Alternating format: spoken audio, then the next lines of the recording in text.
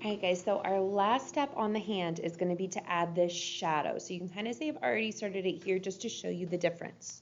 So no matter what you colored your hand with, you are going to use pencil to add the shadow. So I'm going to kind of zoom in so you can see where I'm working here.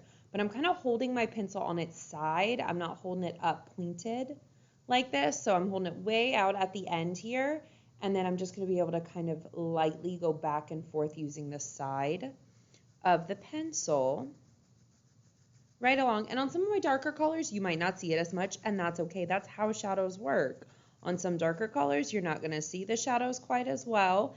And I'm just kind of going to go around my hand here. So I'm going to do my best to just kind of lightly go around my hand. I don't want a really dark line. We spent all that time erasing that line. And then even though it's over something else, pencil mark, that graphite will still smudge just a little bit to kind of give it that fuzzy effect that a shadow would.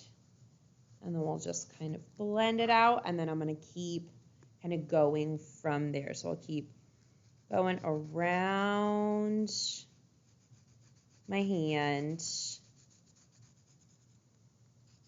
kind of creating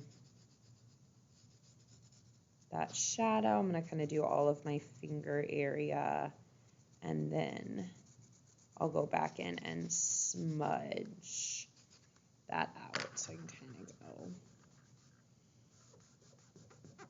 around. And it's not going to smudge a ton, especially if you did something over crayon, something like that, where it's got wax to it. It's not going to smudge quite as much, but that's okay. We don't need a super huge, really smudge shadow. We just want it a little bit on there. So I'm kind of coming down just to kind of create like a fuzzy shadow on there. And then I'll just kind of take my finger and rub it right along that line. So it shouldn't be something that takes too long to kind of go out. And then if you want, around like a fingertip, if you want to define that area a little more, like right here, I'm going to add just a little more shadow to it. And define that, and then you've kind of created that shadow. And this is really preference. If you want your shadow a little thicker around your hand, you can add it, but you don't want it to be like a really heavy dark line. So just a little bit of pencil, and we're done. We've created our 3D illusion to make it look like, oh, there's a hand sticking off our paper.